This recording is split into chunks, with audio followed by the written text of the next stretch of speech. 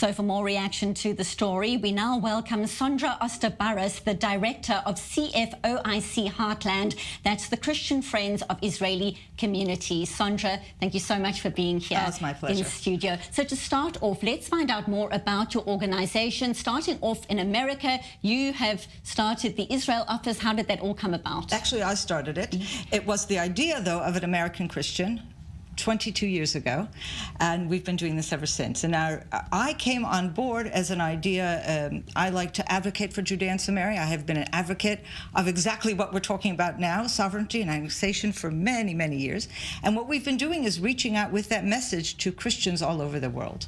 And when you say you and your community, you're living in Konei Shomron, so give us an idea of how things are likely to change, potentially from 2 weeks' time from now. The process will be phased out. What would that mean for you and your community right now? How would life be different? Okay, well, first of all, and this is something that I share very often with visitors that come from abroad, and they find it astounding. You know, here we are a community, we have our own municipality, we have our own mayor, we have a city council, and in any other town like this in the world, if a mayor wanted to develop a new neighborhood, if he wanted to decide to put some stores here or put, I don't know, an industrial park there, it would be a purely municipal decision, taking into account all the things that municipalities all over the world take into account. In Konei Shomron and all over Judea and Samaria, anytime we have to deal with these issues, we have to get the permission of the Prime Minister of the country, who then takes into account what the President of the United States or what the European Union might say. This is a ridiculous situation, and that, if you look at from a practical level, one of the things that we hope will change very quickly is that issue. Now, I want to speak specifically about the security concerns. There are many in the region worrying about a possible intifada as a reaction to the annexation plans. As somebody living there in the West Bank, how worried are you? Okay, first of all, you need to understand that we live in a bad neighborhood. So security concerns are with us all the time. But if you look at the fact that every time, and especially if you look at the Trump administration, they recognize Israel annexation of the Golan Heights. They moved the embassy from Tel Aviv to Jerusalem. At every one of those junctures, there was the same kind of threat. Oh no, the world's going to go mad. The Arab world is going to, you're going to have terrorism. And it didn't happen. We always have a bit of terrorism, and thank God IDF is doing a very good job in keeping that at a very low level. They do an amazing job. And they have their assets, their intelligence assets, wherever they need to be. And we rely on that. And I don't foresee anything unusual happen. And if it will be unusual, it will be very, local.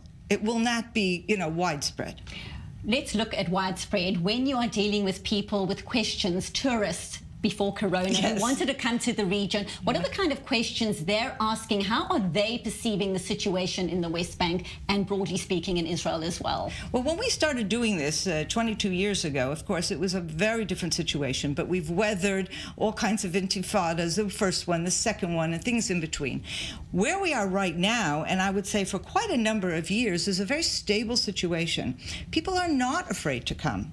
And if they question, we deal with it. I mean, there are groups that'll say, well, can you get me a protected bus? And so that solves the problem. They feel very, very safe in that way. But we have growing tourism until Corona. And this is one of the things that I find very hard right now. We had average 2-3 groups a week coming from all over the world where we were showing them Judea and Samaria, and now all of a sudden we have nothing.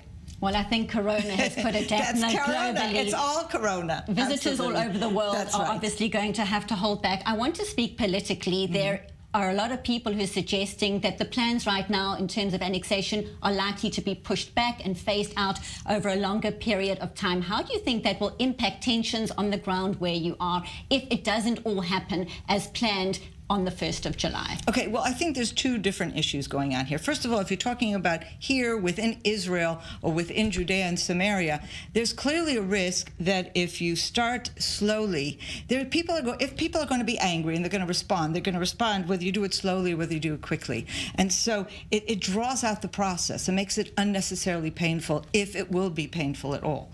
But a far greater concern that we have is what will happen with the Trump administration. They are going to elections in November. We currently have a golden opportunity that we dare not pass up, because Trump right now and the administration has expressed definite willingness to, and has agreed to recognize wherever Israel applies its sovereignty. And that's an opportunity we dare not miss, because we don't know who the next president will be. And if the next president is Biden, everything will just be canceled, no question. Why do you say that?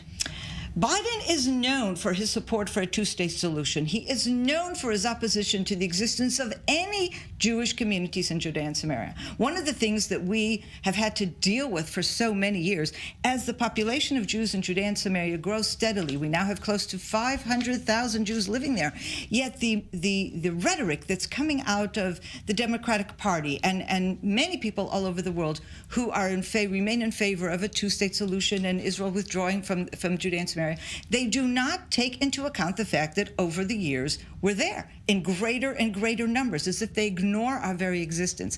And I can anticipate that an American administration led by Biden, very similar to the American administration led by Obama, is going to do whatever it can to reduce any possible legitimacy that has been given to Judea and Samaria in Israel's hands, and will move forward even, I think, more rapidly on plans to recognize a Palestinian state. So we must take advantage of this right now. Well, Sondra, we really appreciate you coming into studio to share your thoughts. That's Sondra Oster, the Director of CFOIC Heartland. We really appreciate your time.